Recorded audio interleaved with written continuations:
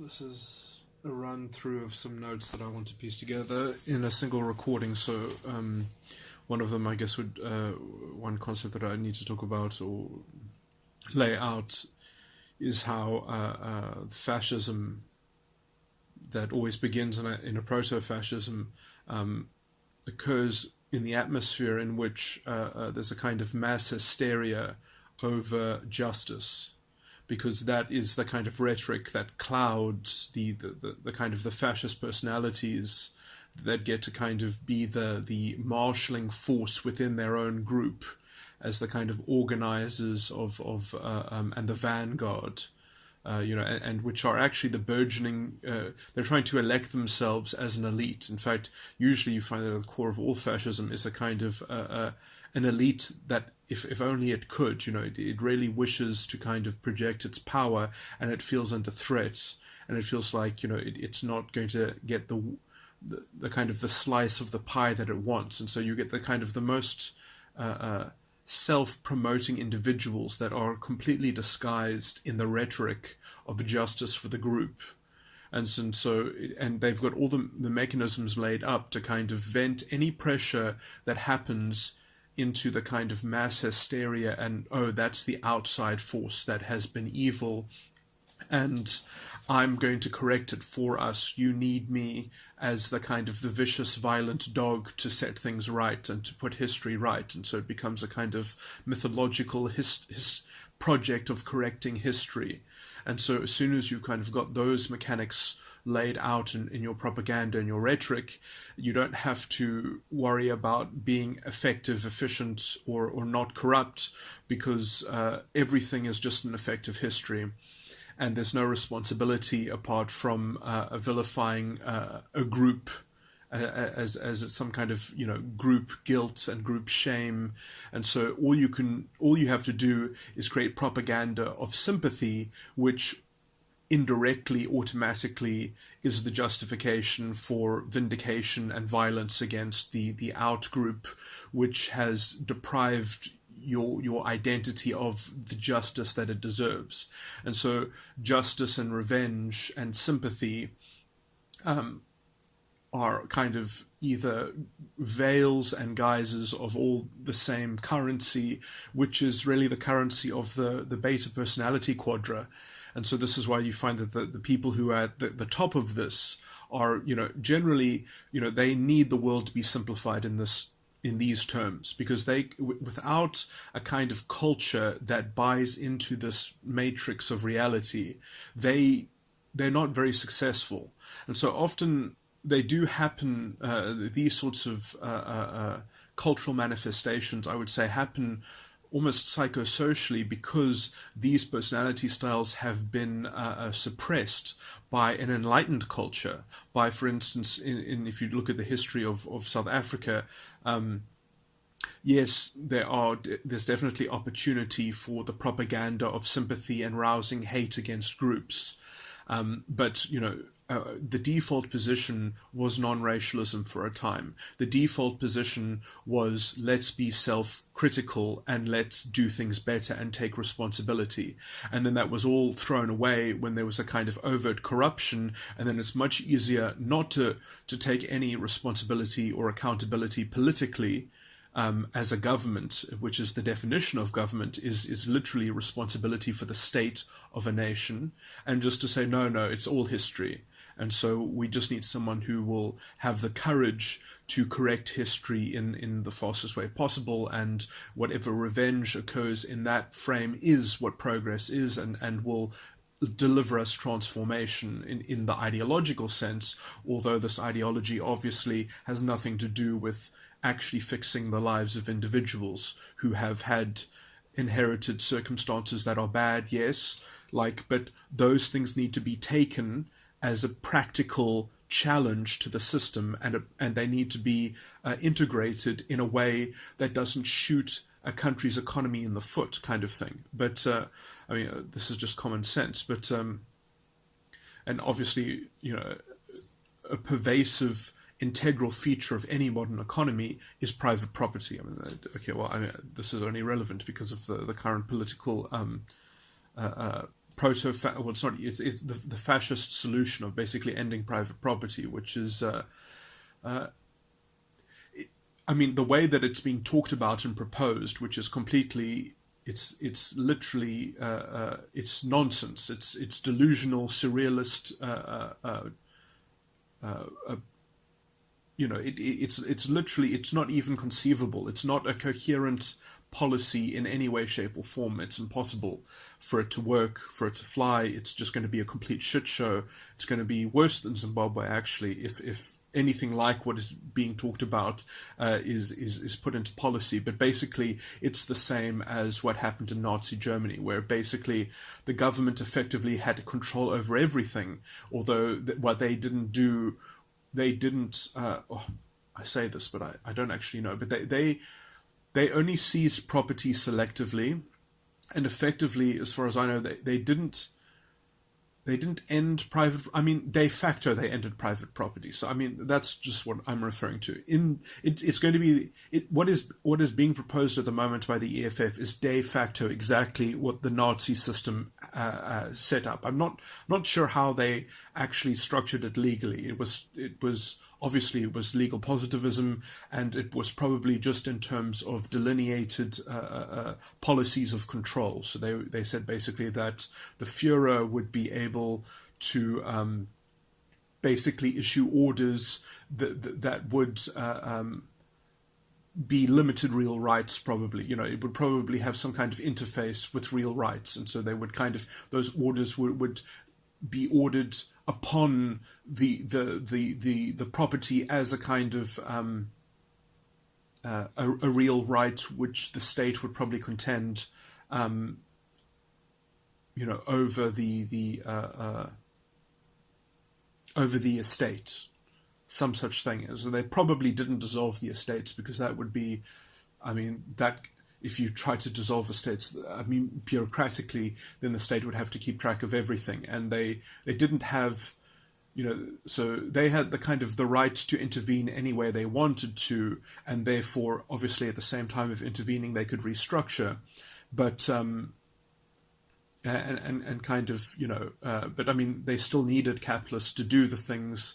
And so generally, obviously, they would just they would negotiate on some kind of personal level. They would say, look, you're a rich person, you know how industry works. We suggest that you do this. It's technically in order, but obviously, you follow the suggestion, or you go to the chopping block probably, or you get everything taken away from you. So it's like, you follow our suggestion, or we're going to basically confiscate everything that you've ever been a part of, kind of thing. So that's the kind of... That's the kind of private property that occurred in Nazi Germany, and that's basically exactly what they want. I mean, and then they just pepper it with interesting promises that we're not going to take anyone's factories and we're not going to take anyone's homes, but we're going to also, the reason why we're even doing this is so that we can have expropriation without compensation. So it's like, it's quite patently obvious what's going on. It's and who knows how they'll sell it if they actually do end up taking over and going forward with all of this bullshit. It'll probably be sold under some kind of I mean, it'll have to be sold in a fascist parcel, because at least fascism ostensibly isn't directly compromising of free market economics. So I guess they probably won't call it left or right. They probably won't call it socialism. They'll try not to call it socialism, because they at least in their rhetoric, they have said that, no, when we take over, capitalism will work perfectly. We'll be able to kind of have full control over it, and so it'll be better, or some such nonsense. I mean, all of this forgetting the fact that we kind of already live in the most socialistic the best socialistic compromise that any socialism-minded person could ever hope for. I mean, government effectively owns 50% of everything, because they get 50% of the profits, because that's basically what the tax rate is. So it's like, that's what the corporate tax rate is. So, I mean, what more could you ask for? You have things that are being independently run and independently managed, which government would never be able to do. I mean, it would, everything would fall apart if government tried to control it directly. And then they get the resources of which they basically don't know they don't know what to do with it. And they use those resources effectively to undermine the free market, and therefore they delay transformation, because instead of actually getting people involved in the market directly by, let's say, giving them coupons or giving them the resources directly to purchase from the market, and therefore to incubate smaller businesses and things like that from the ground up, trying to grow things, they try to deliver things directly to the people. They try to hand out food parcels, which would destroy a market, a kind of a low income market of, you know, rather it would be much better to have something like a basic income system of developing new industry than to have just handouts, which basically are a non-sustainable and a very anti-transformation. You know, it doesn't get into a workable solution. It doesn't evolve very quickly. In fact, it kind of sustains a kind of underclass, which is even what the ANC have done directly when they, for instance, on purpose did not deliver textbooks to schools, rural schools, because I guess the logic is that if you keep these people undeveloped, then you've secured a rural voting bloc, which you can always promise transformation to, that you can always promise, you know, like the future, that, oh, we just need to take more from the evil capitalists or whatever, from white monopoly capital, which is only, you know, the only reason why we have more bigger corporations, which I wouldn't necessarily, they are not the problem. The problem is that we don't have small businesses. And the reason why we don't have small businesses is because the labor market is toxic because of racialized legislation, because you can't trust people's credentials, because of headhunting of the big companies that destroy small and medium business, and because what you pay people in the labor market has got nothing to do with their skill. It's got to do with their token value according to affirmative action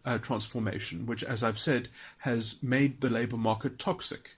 It has destroyed trust.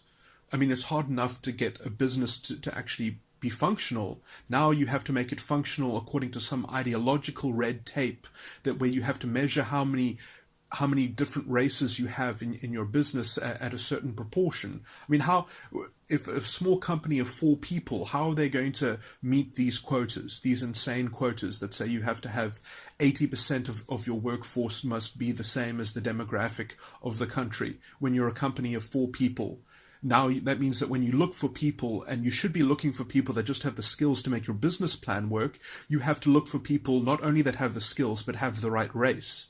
And then you have to retain those people from being stolen after you've given them skills, after, you know, like you've given them experience, and now they're a much more valuable token to a bigger company who can just basically offer them more money, because, again, what they're being offered is not based on their skill, it's based on their token value. In terms of this legislation, you've just sustainably destroyed small businesses.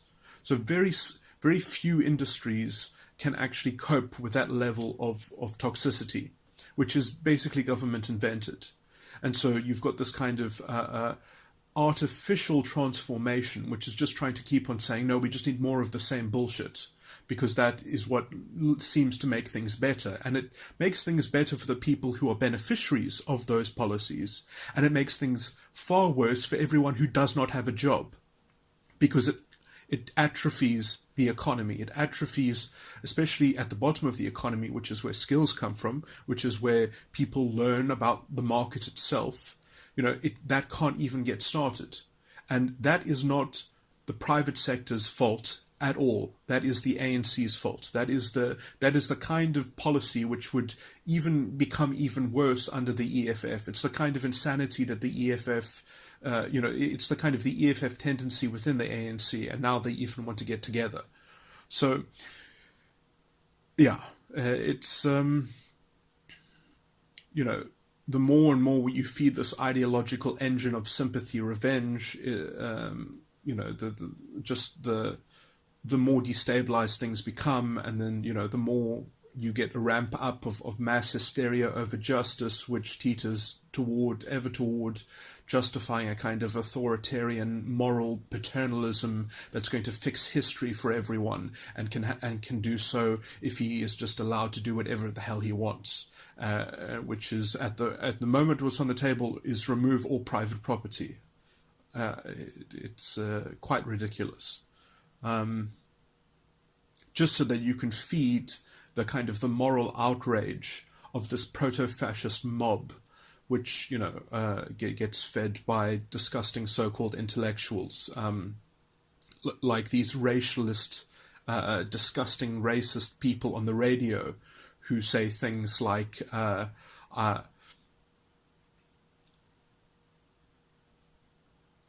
if there was a genocide in this country, it wouldn't be totally unjustified.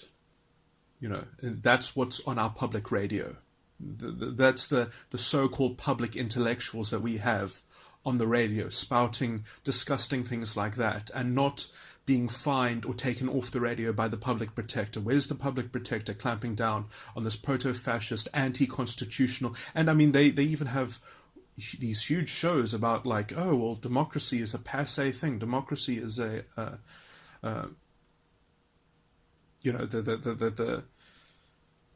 So I mean, they've gotten in the termites have gotten in. It's very hard to see a silver lining at this point. I don't see any kind of voice of sanity critiquing this stuff. Oh, and here are some other points which I definitely want to bring up, is that it doesn't help when the DA are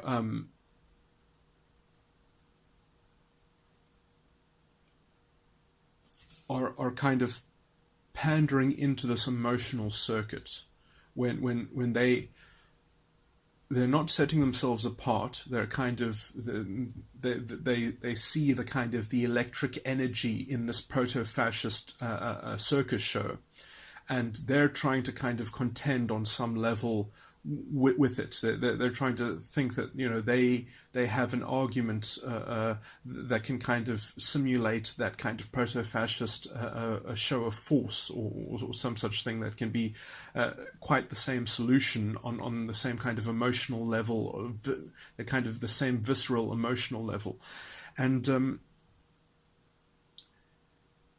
it really doesn't help things.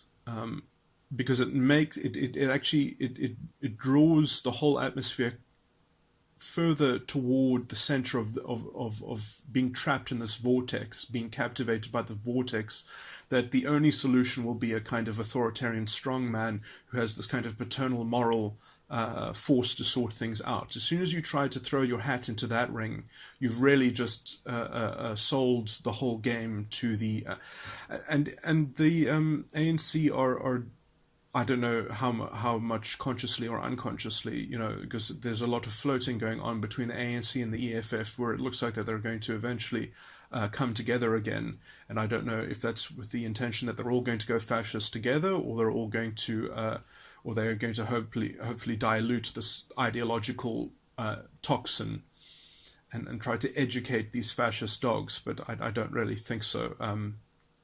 It seems to me that it's probably more perverse than it is a benign political outmaneuvering. I was very optimistic, perhaps, that the fascist EFF was perhaps being outmaneuvered by Cyril Ramaphosa. Now, I think it's much more likely that because of the kind of the level of rhetorical concession,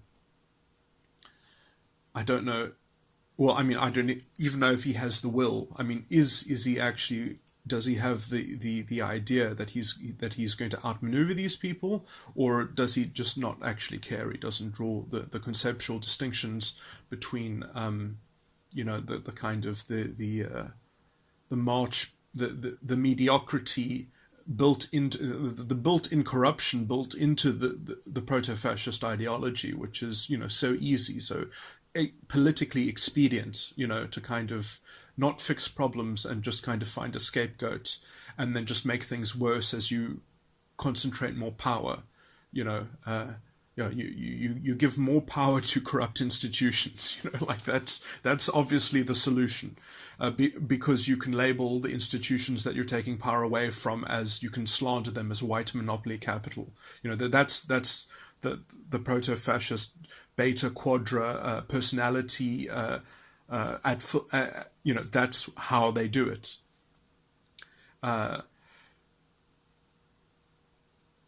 And when they're not being offensive, then they're kind of implicitly setting themselves up for the next round by just drumming up sympathy propaganda. So when you're not hearing about them attacking the target, then they're building up the next wave of sympathy to be sublimated into the next set of revenge. So it's a slow system of cultural attrition where you keep on kind of you turn.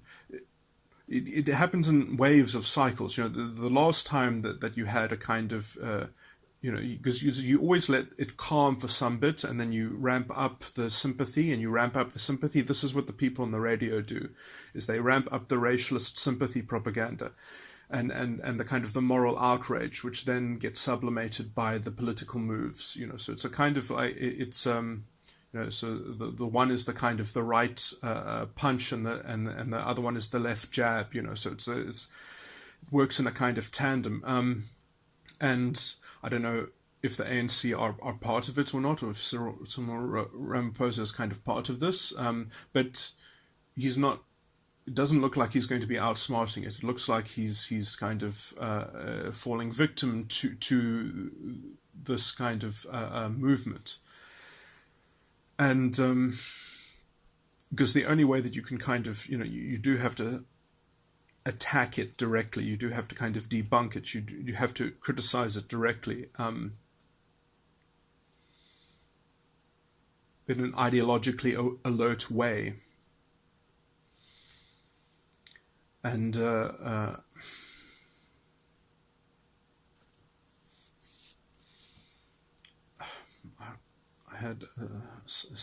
had a different idea that I wanted to express on the same thread about the ANC and the DA, and how they're kind of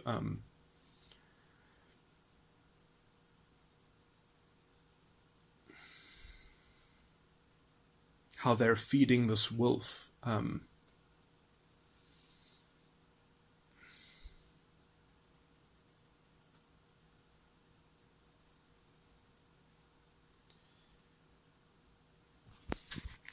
need to find that note that I wrote.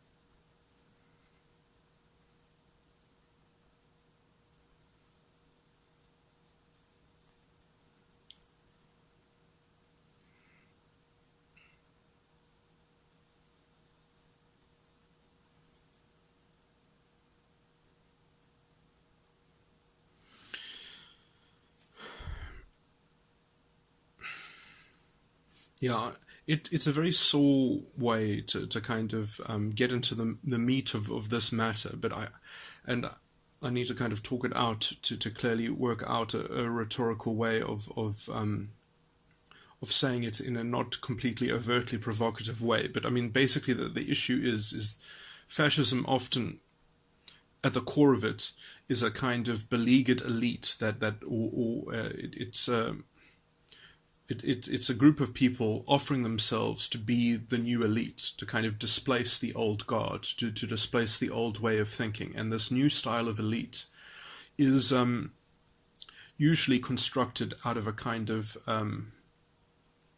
they actually they have been the beneficiaries of things which were basically not correctly doled out. They have been the recipient of programs which were not devised well. They were not constructed.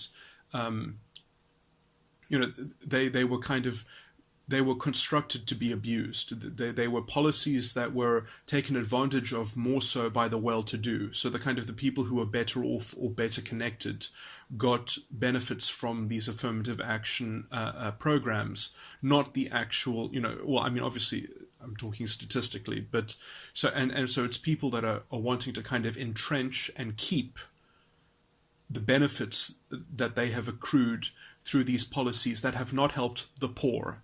They have helped basically a select minority who belonged to an identifiable class of people or category of people or group of people who could claim the victim label, but the victim label did not apply more so to them than the other people who did not receive the same benefit.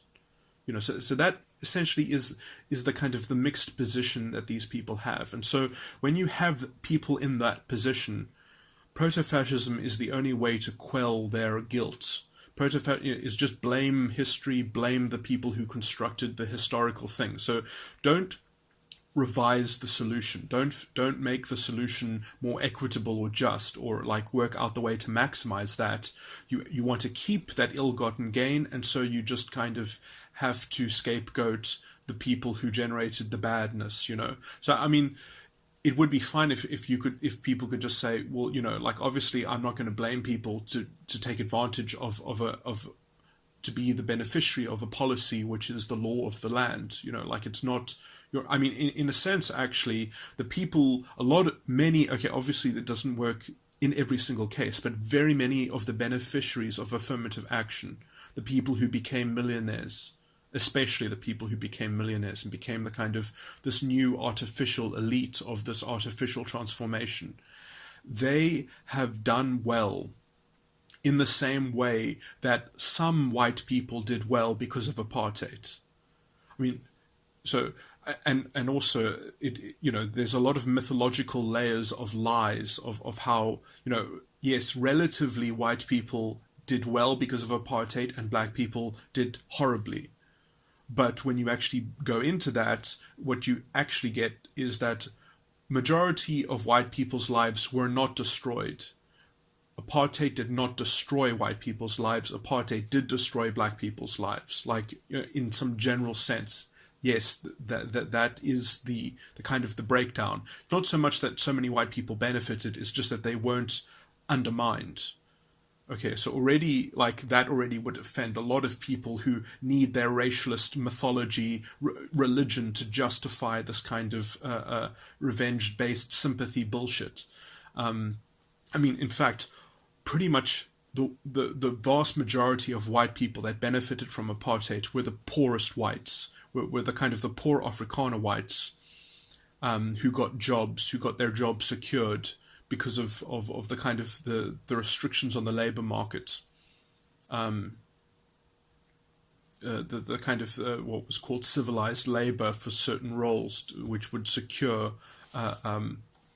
labor for the working class. So more so the white beneficiaries from apartheid were working class people who do not have money to pay reparations even.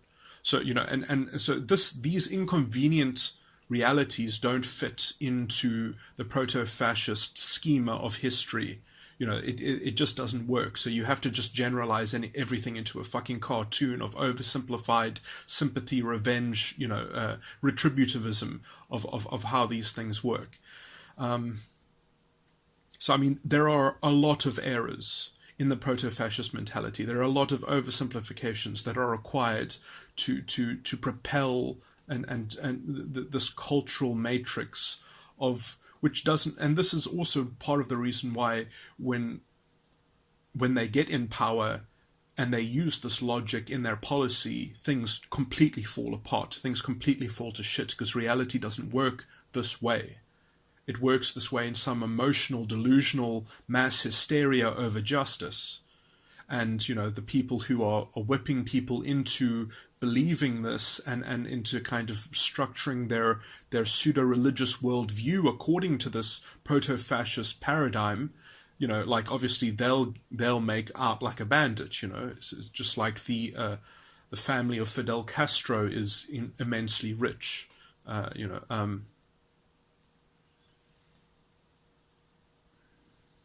Either way, like it's just to secure that kind of that weird elite that has benefited the same way that the of the crimes of the past. It's to cover.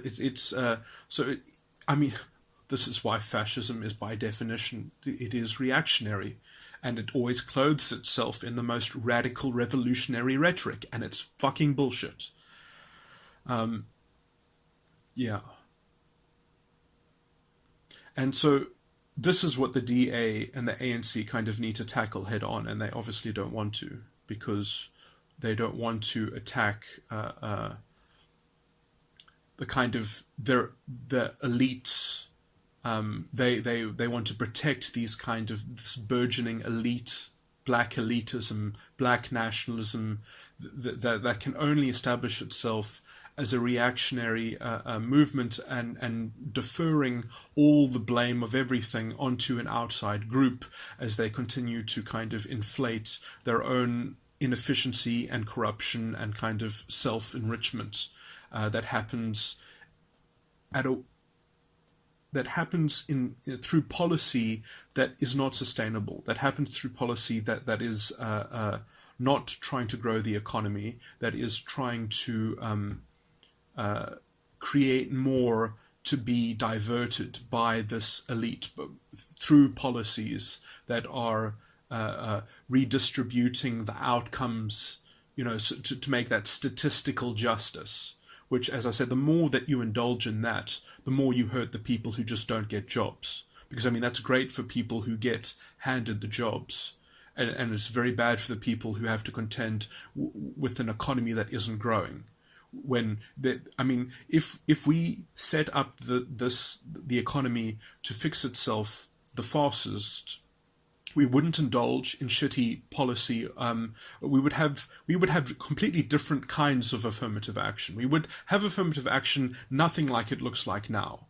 You wouldn't even call it broad-based. You would make it programs that people would basically apply to and be sorted into depending on their particular circumstances. They would be tailored towards actually uplifting their particular circumstance and their particular, what is there to be transformed into something that therefore is an established part of the economy that will be secure and can grow and develop. So you don't just have this kind of endless thing, of handouts which end up displacing market solutions, which end up setting everything back. You give people coupons or resources to buy their own benefits, let's just say, and those benefits might be more expensive, but because they'll be incubating smaller, the lower scale of the economy, you'll get pervasive management instead of this kind of bureaucratic authoritarian direction of management and handouts, which are basically on the back of a functioning economy which they're trying to constantly undermine. They're trying to show how good they are by weakening it. It's literally shooting yourself in the foot. Now, you keep on doing that for 20 years, for a certain number of generations. And obviously, I guess the logical progression of that is fascism, because that's the only way to cover over your own incompetency. Is you have to scapegoat, to pressure valve, your own shortfall. Because if you have 20 years of rule and things are not getting better at the rate at which they obviously could, well, you have to blame someone. And so it looks like, oh, now we get to blame private property. It's private property's fault. Oh, well, it's not private property's fault. It's because we have people, a racial minority who isn't playing along with the government. Oh, that's the problem. So it couldn't be the government's fault. It has to be this historically figure of a white amalgamated entity which is not helping. It's not being helpful enough.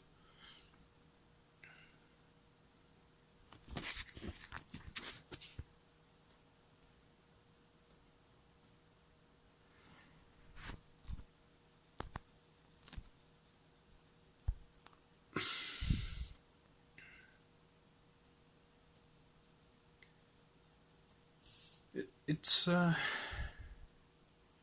mean, I think on some level people know how paper thin these kind of these so-called social justice, which is not even real social justice. It's social justice to the fascist, for the black nationalist to kind of. I think when people engage in that, they know on some level that there's wool being pulled over their eyes. I think they know that there's no like racial identity justice that's going to actually solve their problems, and that this is just the updated rhetoric of bad people. I mean, like. You really have people. I don't know how Julius Malema gets away with this. I mean, like people already, when he was just the president of the ANC Youth League, he already had mansions which the taxman did not know where they came from. He already had money which people didn't know. How did he get that money? Where did it come from? I mean, he is already the same species of corrupt. But somehow. He does it, but he's not destructive at the same time when he does it, because we deserve to have an elite that all have nice houses, or it's just there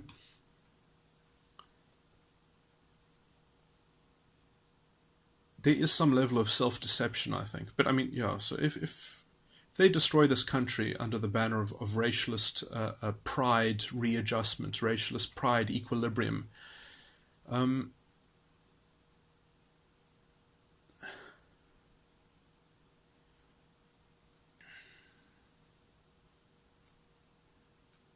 Well, at the one thing, I guess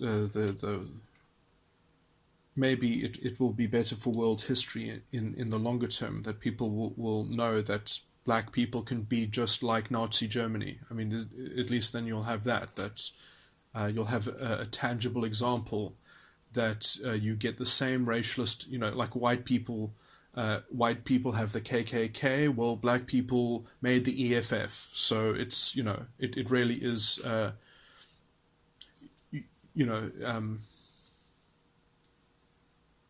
there's,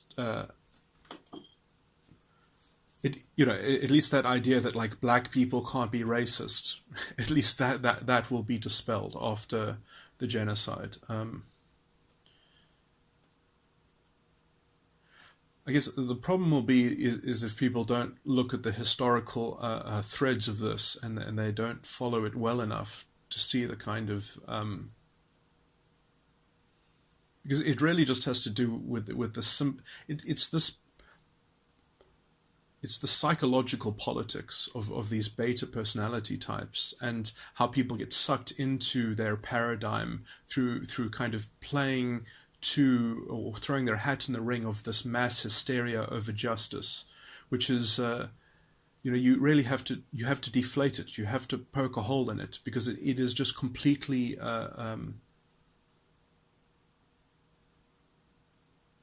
it's a false dilemma. It's a conflation of things which are deceptively maneuvered to be considered in that it's mixing issues which are completely have nothing to do with each other, just so that you can indulge in the emotion of resentment and literally getting a kind of the idea that by pursuing revenge, it'll always be better. Like it not only will the revenge give you justice, but it'll also make progress. I mean, it's a complete lie. That reality works on a kind of emotional, because we're going to get our emotional stomachs full at the same time, it'll also produce an economic miracle. I mean, there's just and all the other stuff that goes along with that emotional argument means that you will have an economic disaster. The whole thing will just completely, it's literally like in Venezuela, where they would not do the work of actually, they destroyed the free market, and then they did not do any of the management needed to actually displace those systems that they removed. And they said, no, if it fails, it'll be then the people's fault, or some such thing. There's no concept of responsibility in that form of government. They just keep on blaming other things. It's like Robert Mugabe blaming Britain all the time. Like, yes, you could say maybe Britain was shitty to you. At some point, you have to make another plan rather than thinking that revenge against Britain is going to solve all your problems. Like, at what point? I mean, like, they're not fucking with you anymore. I mean, like, yes, if you want to say that they messed around with you in the past, but they're not continuing to do so, so like, really get off your high horse and do something instead of failing and then keep on and then creating more and more arguments which lead to what? That lead to people taking over farms and then completely imploding yourself. And then, well, I guess historically you can indirectly blame Britain for that, while you take no responsibility for anything that you choose to do and decide to do and plan to do. Planning doesn't matter. It's all just an effect of history. Well, at that point, you're not playing politics. You're pretending to sing songs of racialist dogma, so that you can get full on that. And if that doesn't feed you, then you have nothing to blame but yourself, because you turned yourself into a dog. So don't be a fascist dog. That's the underlying point, is that when you come across fascist dogs, you let them know what they are. You let them know that you can see through them. You let them know that you can see through their tricks and their delusional rhetoric and their bullshit, and how they corrupt justice, and how they've redefined social justice in the non-racialist constitution, which we have, which we still have, which these people want to change with their 2/3 majority. I thought, is the property clause not in one of the chapters that requires 75%? Either way, this could actually be the legally it might not matter, because we would definitely need forces from overseas, but legally, I'm not going to talk about that. It's going to be too divisive to bring that up. That's something perhaps I should pursue privately.